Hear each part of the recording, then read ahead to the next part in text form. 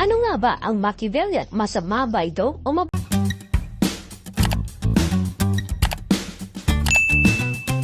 Gaya ng iba, ikaw ay na-intriga rin sa salitang ito nang dahil sa tanong ni Professor Clarita Carlos sa The D-Probe SMNI Presidential Candidate Interview. And the third question is, do you think you are Machiavellian? So ano nga ba ang Machiavellian? Sa tuwing maririnig ang salitang Machiavellian, ang pumapasok sa isip ng mga tao ay ang mga nagmamanipula ng mga pinuno at mapanghangad na mga politiko. Ito ay isang salitang madalas na nanguugnay sa walang awa ng mga diktador noong ika-20 siglo na tulad ni Hitler, Stalin, Mussolini, Pol Pot o ang mga utak sa likuran ng mga revolusyon. Ang mga taong Machiavellian ay interpersonal na manipulative ayon sa psikolohiya. Ginagamit nila ang pambobola, panlilinlang at mapanguyam at amoral na mga ideya laban sa tradisyon upang isulong ang kanilang sariling interes. Ang mga taong may katangiang Machiavellian ayon sa mga psychologists tulad ni Reitman ay may detachment dahil hindi nila kayang bumuo ng emosyonal na koneksyon sa iba. Kung titingnan sa mga nabanggit na pakahulugan sa Machiavellian ay may malubhang negatibong definisyon ito.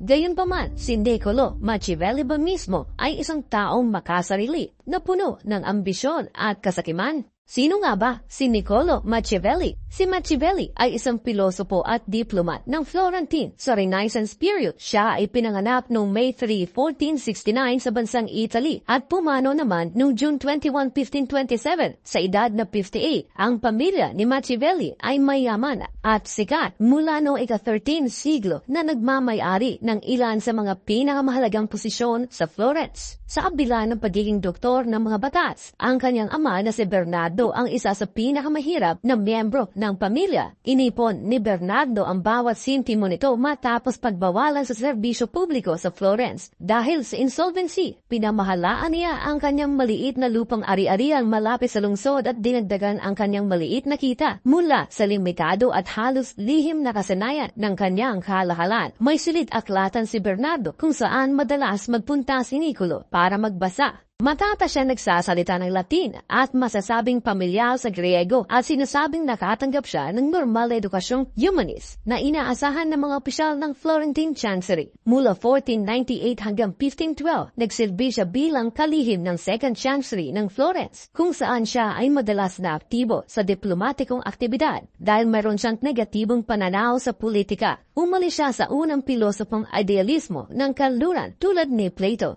The Prince na sanaysay ni Machiavelli ang siyang pangunahing dahilan na kanyang katanyagan kung saan ang etika ng Ciceronian ay hinamon sa sanaysay na ito. Gumawa siya ng marami pang ibang kontra-argumento doon. Ang isa sa mga ito ay pagkatapos na masakop ng isang prinsipe ang isang republika, dapat niyang alisin ang umiiral na institusyon at mga palaban dahil alam talaga ng mga republikano ang kanilang kalayaan at kadalasan naghahanap ng paghihiganti. Bilang resulta, binansagan ng mga eksperto tulad ni Bertrand Russell na ito ay isang playbook ng gangster at tinawag ni Leo Strauss si Machiavelli bilang guro ng kasamaan. Noong mga digmaang pangrelihiyon sa Europa, sinisi ng mga Katoliko at Protestantes si Machiavelli sa pag-uudyok ng kanilang mga kalaban na gumawa ng karahasan at paniniil. Sa pagtatapos ng siglo, ginamit ni Shakespeare si Machiavelli upang tukuyin ang isang amoral na oportunista na humantong sa tanyag na paggamit ng Machiavellian bilang kasing kahulugan ng manipulative villainy.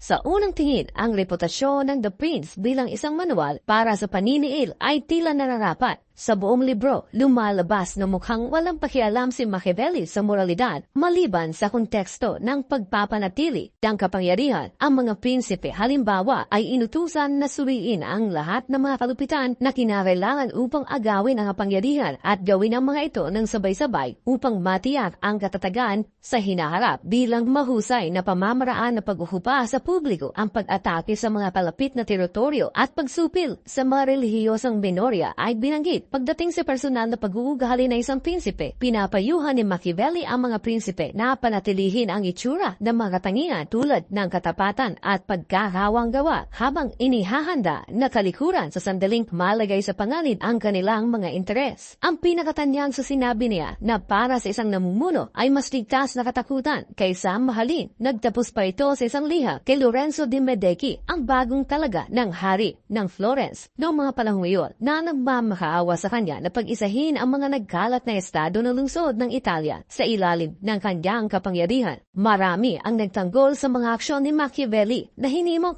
ang sentimental na realismo at pagnanais para sa kapayapaan sa isang Italy na napunit ng panloob at panlabas na digmaan. Ayon sa pananaw na ito, si Machiavelli ang unang nakaunawa sa isang matigas na katotohanan, ang higit na kabutihan na pampulitikang katatagan at nagkakahalaga ng anumang kasuklaw-suklam na paraan na kinakailangan upang makamit ito. Ang The Prince, ayon sa pilosopo na sa Isaiah Berlin, ay nagbabalik sa sinaunang moralidad ng Griego na inuuna ang kalawalatian ng estado kaysa sa ideyang Kristiyano ng individual na pagtubos. Gayunpaman, maaaring hindi tumpak ang nalalaman natin tungkol kay Machiavelli. Si Machiavelli ay gumugol ng 15 years bilang isang diplomat sa kanyang bayan ng Florence at nagtatanggol sa nahalal na pamahalaang republikano laban sa mga magiging hari. Nang magkaroon ng kapangyarihan ng pamilyang Medici, hindi lamang siya pinababa kundi pinahirapan at pinalayas din. Sa pag-iisip na ito, makatwirang unawain ang pamphlet na isinulat niya mula sa pagpapalaya sa kanya bilang isang pahayag kung paano mag-operate ang isang prinsipeng pamamahala sa halip ng mga tuwira nito. Sa katunayan, itinuring ito ng mga Enlightenment figure tulad ni Espinoza bilang isang pagsikat ng araw na nagpapalaya sa mga mamamayan mula sa napakaraming paraan kung saan maaaring kontrolin sila ng naghahangad na pinuno. Sa katunayan, ang lahat ng tatlong bagay ay maaaring totoo. Si Machiavelli ay maaari nagsulat ng isang manual para sa mga radikal na pinuno. Ngunit sa pamamagitan ng pagbabahagi nito, inihayag din niya ang mga baraha sa mga mamamahala. Binago niya ang pilosopiyang pamumulitika at inilatag ang batayan para sa mga teorista sa hinaharap na pag-aralan ang tao ang mga gawaing nakabatay sa makongkretong katotohanan sa halip ng mga mithiin. Inilaan ni Machiavelli na sa pamamagitan ng pagsulat sa isang kaibigan bago siya mamatay, maaalis niya ang mga popular na maling kuro-kuro tungkol sa kung ano talaga ang kinasasangkutan ng kapangyarihan. At sa makasaysayang istorya sa likod ng salitang Machiavelli, ano ang masasabi niyo rito?